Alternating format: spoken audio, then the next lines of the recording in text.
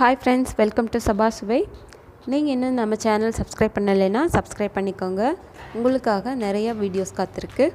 நாம் இன்றைக்கி பார்க்க போகிறது மிரர் டிசைன். இது ஒரு பட்டு சாரியோட ப்ளவுஸ். இதோட நெக்லைன் மட்டும் டிசைன் பண்ணியிருக்கேன். ப்ளவுஸை ஃப்ரேமில் நல்லா ஃபிக்ஸ் பண்ணிக்கோங்க. இப்போ இதுக்கு மேலே ரோப்பை ஃபிக்ஸ் பண்ணிக்கலாம். பார்டர் லைன் மாதிரி நமக்கு டிசைன் கொஞ்சம் பளிச்சுன்னு தெரியும். அதுக்காக இந்த ரோப் போடுறேன்.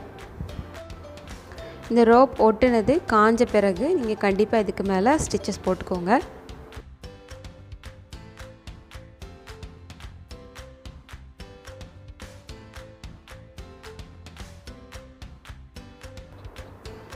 இந்த ரோப் நல்லா ட்ரை ஆகட்டும். நல்லா அழுத்தி விடுங்க. அழுத்தி விடும்போது இது நல்லா சீக்கிரமாக காஞ்சிடும். இதுக்கு மேலே ஸ்டிச்சஸ் கண்டிப்பாக போட்டுக்கோங்க. அடுத்ததாக இந்த நெக்லைன் சுற்றிலையும் மிரர் பேஸ்ட் பண்ணுறேன்.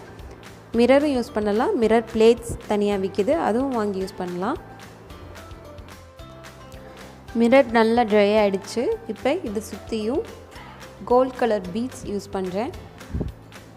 ஒரு லைன் கோல்ட் கலர் பீட்ஸ் போட போகிறேன்.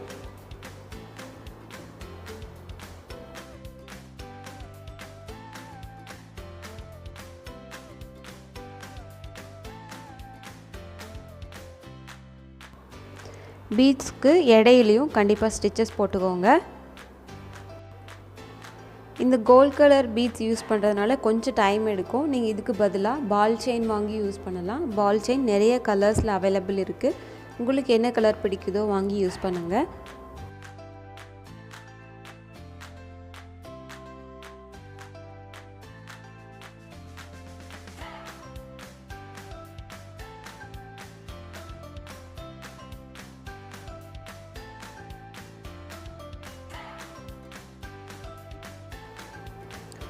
ஒரு லைன் பீட்ஸ் போட்ட பிறகு க்ரீன் கலர் எம்ப்ராய்டரி த்ரெட்டில் ஃப்ரெஞ்ச் நாட் போட்ட போகிறேன். அது ஒரு லைன் வரும். ஃப்ரெஞ்ச் நாட்டுக்கு 6 ஸ்ட்ராண்ட்ஸ் க்ரீன் கலர் யூஸ் பண்ணியிருக்கேன். சாரியோட மெயின் கலர் க்ரீன், அதனால் நான் க்ரீன் யூஸ் பண்ணியிருக்கேன். உங்கள் சாரியோட கலர்ஸ் தகுந்த மாதிரி நீங்கள் எம்ப்ராய்டரி த்ரெட் பார்த்து செலக்ட் பண்ணுங்கள்.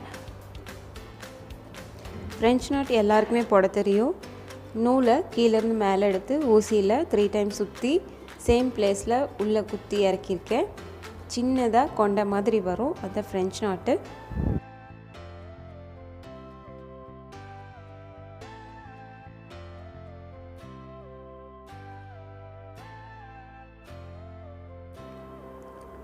பீட்ஸை சுற்றியும் ஒரு லைன் ஃப்ரெஞ்ச் நாட் போட்டாச்சு. இப்போ மறுபடியும் அகெயின் கோல்ட் கலர் பீட்ஸ் ஒரு லைன் போட போகிறேன். பீட்ஸோட கேப்லேயும் கண்டிப்பாக ஸ்டிச்சஸ் போட்டுக்கோங்க.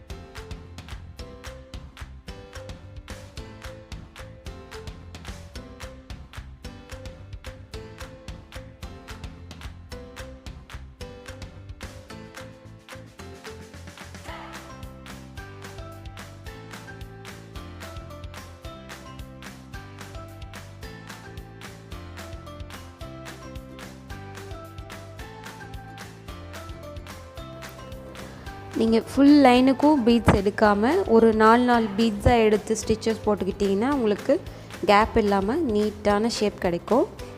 இதை நம்ம அப்படியே ரிப்பீட் பண்ண போகிறோம்.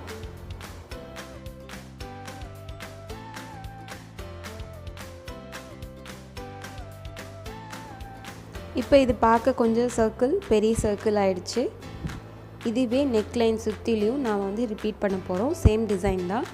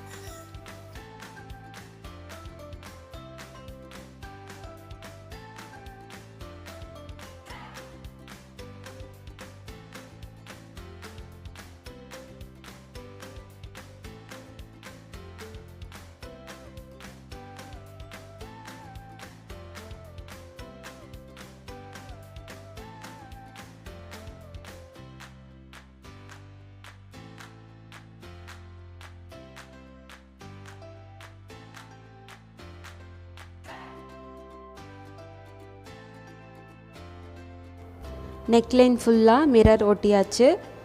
இப்போ இந்த மிரர் கேப்பில் எல்லாத்துலேயும் நாம் ரெட் கலர் ஸ்டோன் ஃபிக்ஸ் பண்ண போகிறேன். இந்த ரெட் கலர் ஸ்டோனுக்கு மேலே ஜர்தோசி ஒரு லைன் போட போகிறேன். ஸ்டோனுக்கு கீழே ஒரு கோல்டு கலர் கோதுமை ஸ்டோன் வரும்.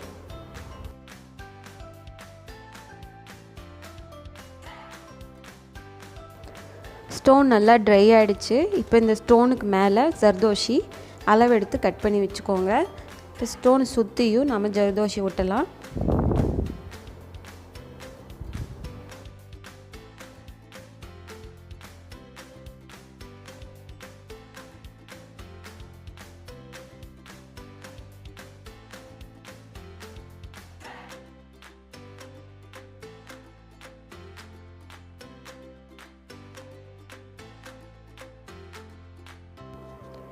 பாருங்கள், இந்த மாதிரி தான் இதுவே ஃபுல்லாக நெக்லைன் ஃபுல்லாகவே ரிப்பீட் பண்ணணும்.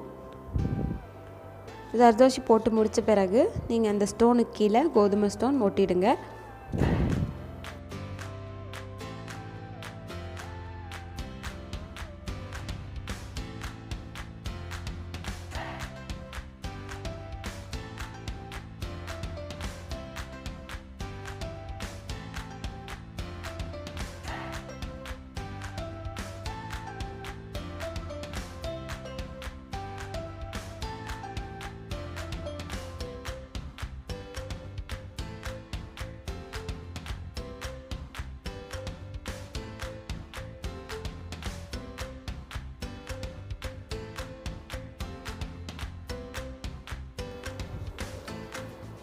இந்த பேக் நெக் ஃபுல்லாகவே நீங்கள் ஸ்டோன்ஸ் பேஸ்ட் பண்ணலாம். சக்கரி அந்த மாதிரி எது வேணால் யூஸ் பண்ணலாம். நான் பண்ணலை, அயனிங் கொஞ்சம் கஷ்டமாக இருக்குன்றதுனால நான் இதை எப்படியே முடிச்சுக்கிட்டேன். ஒன்லி நெக் லைன் மட்டும் பண்ணியிருக்கேன். இந்த டிசைன் நீங்களும் கண்டிப்பாக ட்ரை பண்ணிவிட்டு உங்கள் கமெண்ட்ஸை சொல்லுங்கள். மறக்காமல் என் சேனல் சப்ஸ்கிரைப் பண்ணுங்கள். தேங்க்யூ ஃபார் வாட்சிங்.